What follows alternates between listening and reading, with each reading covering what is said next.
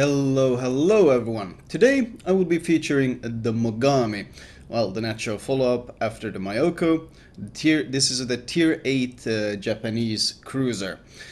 Not surprisingly, of course, once we reach tier 8, matchmaking becomes very brutal, as it is in this case. We are pretty much up against only tier 9s and tier 10s.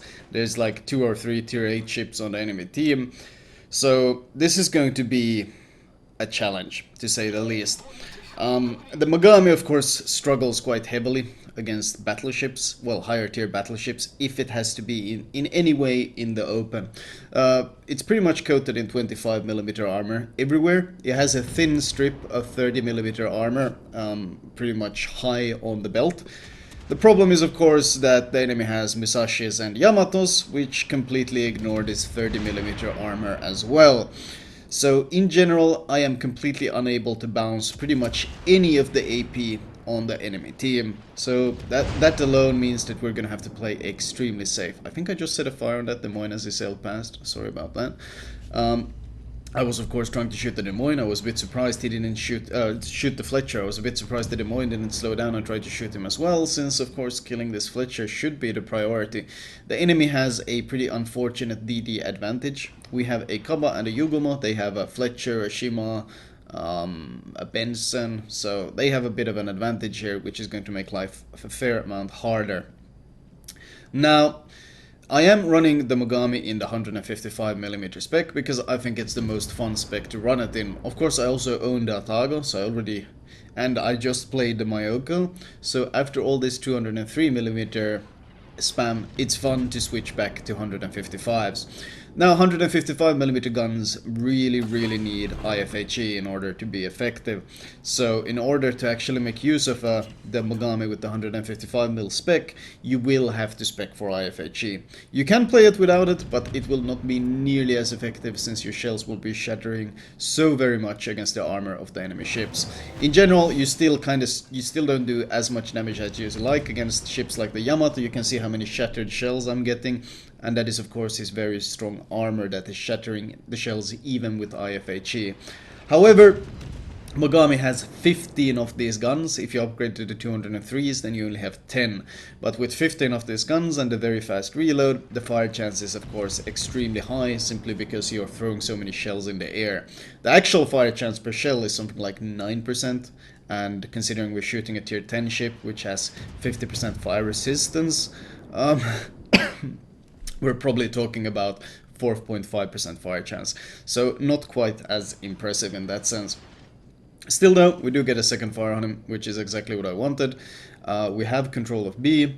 We are looking to get some sort of control at C. And of course we are outnumbered on this flank, and the Yamato behind me is playing extremely passive. So these are all reasons to play quite safe on this side. The enemy has a Yamato, Musashi, Donskoy, Baltimore here, and it's honestly just me and the Des Moines. The Yamato is playing so far back, so we're gonna have to play it quite safe, and we are probably going to have to kite away on this flank, because this flank already looks like it's kind of collapsing. Those torps, I think they are Donskoy torps. It still means, though, that playing safe is a must-have. All the enemy DDs are dead, which is a very good trade in that sense. If my team just plays it smart and safe, we might have a chance of actually winning this game. However, people rarely play smart and safe in this game, so that's very unlikely. Another downside is, of course, you can see here, I want to shoot the Yamato, but I actually can't shoot the Yamato because you're quite limited on range. And when you get to the Ibuki, you can slot the range module, but on the Mogami, you are stuck with 15.7 kilometers of range. It's not as much of an issue when you're facing tier 10 or tier 8s, but up against tier 10s, it's another downside. It's another issue that you have to deal with. The Des Moines is just holding the position, defending the cap, and I'm just trying to support him in case they try to rush him. But the problem is, it looks like the Yamato and Musashi are both pushing up the flank, which means this position is not going to last. I'm trying to see if I could get some shots off on this Donskoy, where he's actually moving. He's in fact reversing. I switched to torps real fast to get an idea of which way this guy is moving. The torps are telling me the story. He was reversing, and now when I shot, he's accelerating, so I need to aim in front of him with the next volley. Against other cruisers, of course, this 155mm IFHE is extremely powerful. You get huge damage volleys, as this Donskoy finds out, as he runs away after taking a few hits. The problem is still, though, this Yamato and the Musashi are pressuring this side, and my teammate Yamato is straight up running away as well. So we cannot last. This position can simply not last. It's only a matter of time before we get overrun here. My team has held some cap control though, so kiting away on this flank shouldn't be the end of the world. I am trying to hold this position, but I also know that this is more than likely going to collapse. You note that I'm trying to not fight too much in the open. I try to not pick fights in the open with the Mogami, and that's because the Mogami is significantly more vulnerable than the Mayoko. Not necessarily because it lacks armor in comparison. The problem is that everyone else gets significantly stronger. Instead of facing tier 7s and tier 8s, you're facing tier 10s, and your HP pool is pretty much exactly the same. Wait, it's actually worse, isn't it? I think the Mayoko has 39.2k and you have 39.1k. So your HP pool doesn't really see any improvement, whereas in comparison, of course, the enemy has 460mm AP they can citadel you with. So we're gonna have to play this quite carefully. I do pick a fight here in the open, which is something you have to be very careful with when big guns like double Yamato, and oh, there's a Baltimore as well, which is another huge issue because those pin angles mean that he was able to score 1 or 2 citadels even from that angle. If that had been any other cruiser, my angle would probably have been enough to bounce his AP, but the American AP of course has improved auto bounce angles, which means that at angles that other cruisers would bounce, they are able to pen. And on a ship with thin armor and a large citadel like the Mogami, if you pen the broadside, you're gonna get citadels, as we saw there. So that was already a quarter of our health gone. So that is the risks of any sort of sailing in the open with this ship, and that's why you have to be so very careful when you pick fights in the open. 1 versus 1, pretty okay. Multiple targets firing at you, you want to be kiting away. You want to be creating distance. I did drop some preemptive torps, of course. You have the great 10km IGN torps, which I dropped from where I expect the Baltimore to pop up. But it's still, well, I do actually score a hit on him, which is great, but it's still so much firepower, and the Des Moines has actually gotten taken down, so it's just me and the Yamato against 4 ships. So we're gonna have to be kiting. I'm trying to see if I could maybe get a fire on the Baltimore, because he has used his damage gun because of the flooding. The problem is, of course, he's tier 9, whereas I'm tier 8. He's able to heal up a huge chunk of the damage that he's taken, whereas I don't have access to any heal at all. So this is going to be a difficult game, no matter how we do this. Trying to get some fires on this Yamato, trying to put some pressure on him. If we could at least get one of them killed, life would be a lot easier. Problem is, I'm giving broadside to a Yamato, and someone is aiming at me, which means I'm gonna have to turn away. Because Mogami is one of the most often citadeled, or well, like after the Pensacola, the squishiest tier 8 is pretty much followed up by the Mogami. People love Citadel devastating striking this ship. It's on par, well, it's squishier than the Atago when it comes to how often it gets just deleted. Atago can at least heal, this thing cannot heal anything, so we're kiting away, and we have to finally give up A. Now, I felt like we did a pretty good job. We managed to delay them a lot on A, we managed to hold out on A and keep the cap out of enemy hands as long as possible, but, well, now I'm the sole survivor on this flank. My team has died entirely, and I'm still up against 4 ships. So this is going to be rough. I want to deal damage, but you saw what happened when I tried to deal damage in the open, and now I even have no one left to distract them either, so this is becoming even more of a challenge to get any sort of control on this flank. I'm hoping they will chase me, so they chase into the torpedoes, but it looks like the Baltimore is smart enough that instead of chasing me, he's actually going to be sailing for the B cap, which is of course the smart move to make. I'm trying to get some damage in on him, but we have to be very careful here. Musashi and Yamato, that AP, I can't tank that, I just have to dodge it entirely. You note that I turned very, very sharply though. You note how quickly I was able to turn and dodge those shells. That is because I'm actually running a double rudder shift on the Mogami. Instead of running the stealth module, which increases my concealment, I am in fact running the improved rudder shift module. So we have double rudder shift on the ship. The Yamato behind me shot me. You note how I lost, what, another 6-7k health, even though I was perfectly angled, and that is of course because the AP shells are so huge that they just overmatch all my armor. Anyway, running the double rudder shift is something I've greatly enjoyed on the Mogami because it helps offset the insane amount of squishiness the ship has. So when you are forced to fight in the open, as I am here, having this greatly improved rudder shift, I think my rudder shift is 3.4 seconds, which is pretty much destroyer rudder shift, allows you to evade the vast majority of the shells. As long as you pay attention to the map, pay attention to where the shells are coming from, you can greatly mitigate citadel hits. The issue is, of course, that even if you don't dodge perfectly, or even if you dodge an angle really well, you will most likely still eat damage because, well, your armor is so very lacking.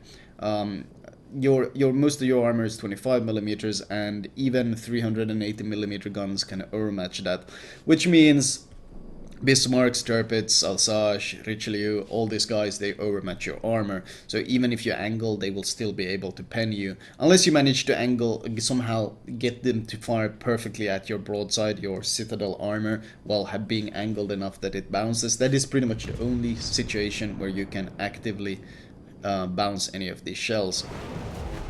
I'm actually going to slow down here for a moment because I'm able to shoot this Yamato behind an island. I mentioned this as something that you should always look for. Opportunities where you can deal damage without being spotted.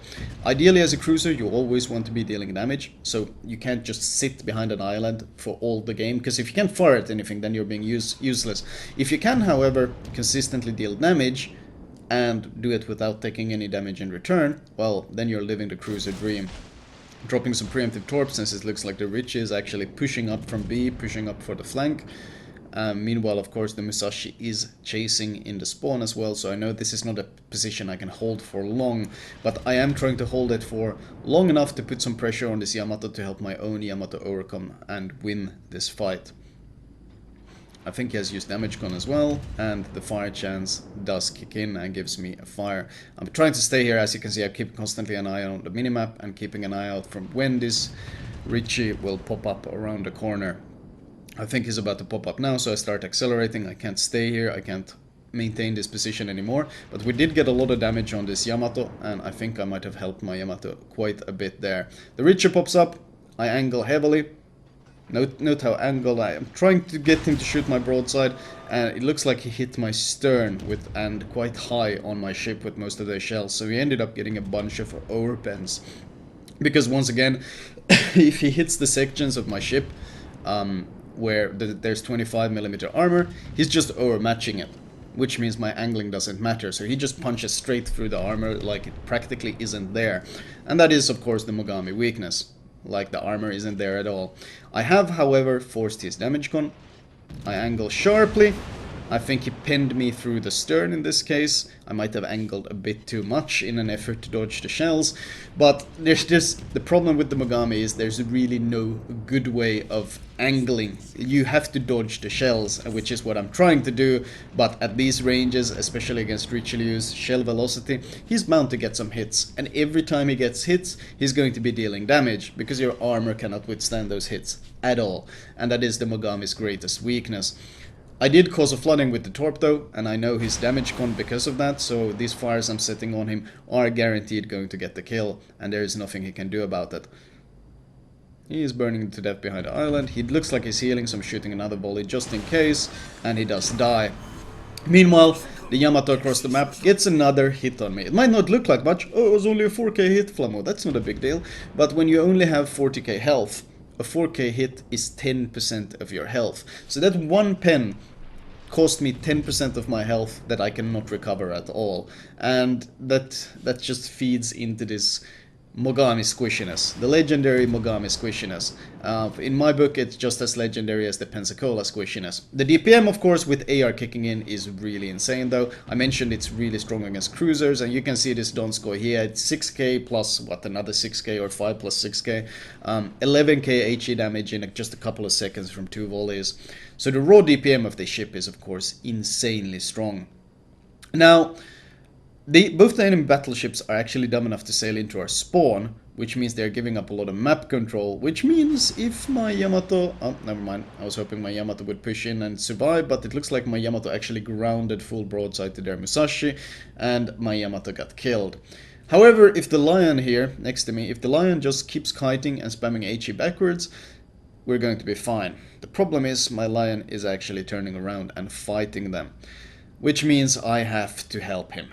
Ideally, I wouldn't want to take this fight at all. I mentioned fighting in the open is a huge weakness, but Lion cannot fight Musashi and Yamato. Especially, like, even 1 versus 1, it's going to be a hard fight. 1 versus 2, it's going to be completely impossible. If he kites away, he can fight them somewhat well, because he can use his concealment to disengage, he can burn them and kite and so forth, which would make him effective. The second he decides to go close, though, his armor is going to get overmatched by both of their ships, and he's going to get absolutely melted. So I have to try and help him. I have to try and get some damage in, try to support him with some fires. But all this guy needs is 1 hit, and he gets that 1 or 2 hits. It doesn't matter how angled I was, because he's, well, Mogami armor doesn't care about angling. And sadly, of course, my Lion has committed nose in, while he's already lost a quarter of his health, and he's going to die in pretty much 1 minute. So this game does end in a defeat. There's nothing we can do to recover it. Our flank got pushed in, our flank got pretty much destroyed, but I felt like this game showed quite well both the strengths and the weaknesses of the Mogami. It has amazing firepower. It has so much DPM on those 155mm guns. It has great fire chance because of how many shells it has, but it's also paper. Absolute paper. It has no armor at all. Battleships just pen it everywhere. The Baltimore had no issues citadeling it. You are squishy, squishy, squishy, and you need to play around it. And that's why many people find the Mogami to be very challenging. Especially on open maps, it's incredibly challenging. Like if you get something like Okinawa, trying to survive and deal damage is very hard. Which is of course why I run the double rudder shift, to try to mitigate this from happening too much. Team score wise, I mean, 1.6k base on a game we lost against tier 10 matchmaking, especially with enemy having, what, Typhoon and Hurricane divisions and stuff. I guess that is a pretty good result. Ultimately, though, I felt like this could have been a win, because the enemy DD is really misplayed and died heavily on, but sadly, no such luck. Looking at the detailed report, 1.7 million potential damage, which is quite nice. However, it becomes quite amusing when you look at the actual shells that did damage to me. Only 19 AP shells hit me. Only 19. Because you don't bounce any AP shells. That's the problem. Pretty much every single AP shell that hit me dealt either overpen or full damage. And that is really the story of the Mogami. Don't expect to be bouncing anything. A cruiser AP, sure. Battleship AP, nope, no chance in hell. Unless they aim right at your citadel armor when you're angled, they're gonna be doing massive, massive penetration damage. And that is the harsh life of the Mogami.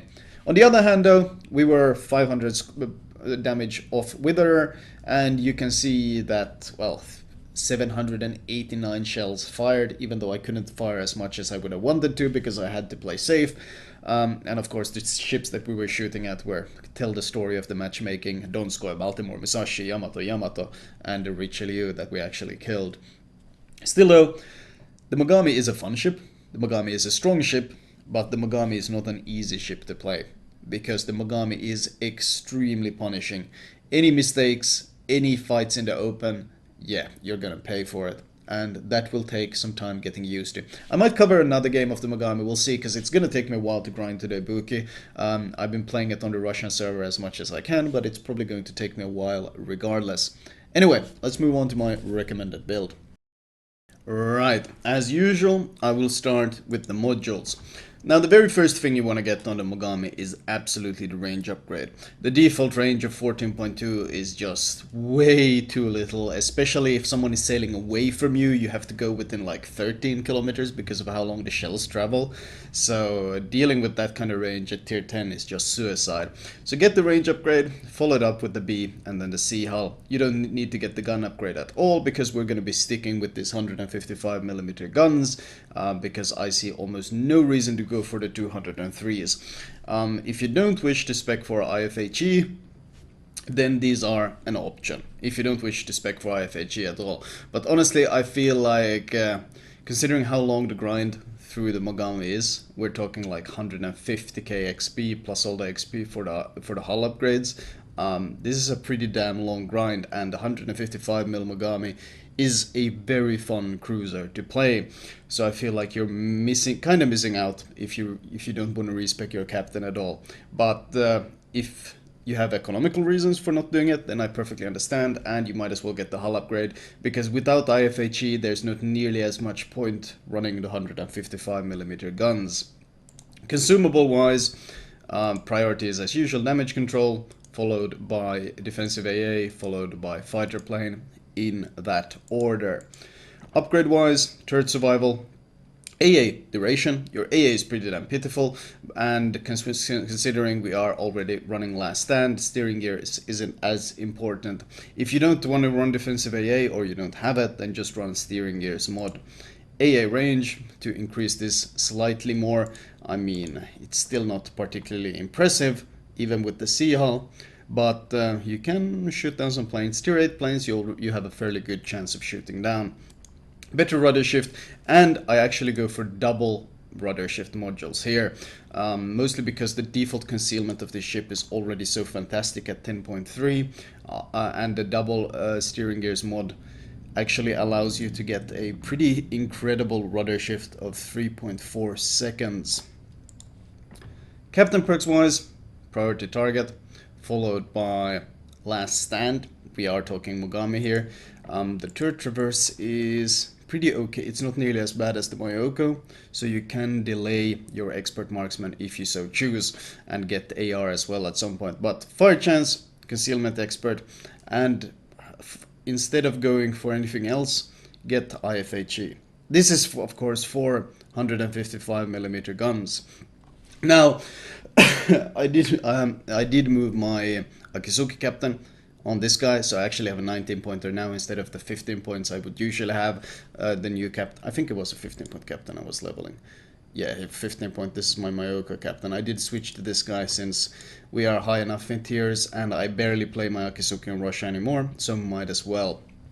Ultimately though, once you have the basics, which is concealment expert and IFHE, the usual 2 pointers you used on the Mayoko are excellent. If you do not leveling a new captain, you don't even want to spec IFHE, then just skip it entirely and go for the rest of the build. And just start saving up points for Superintendent, which you will want once you hit tier 9.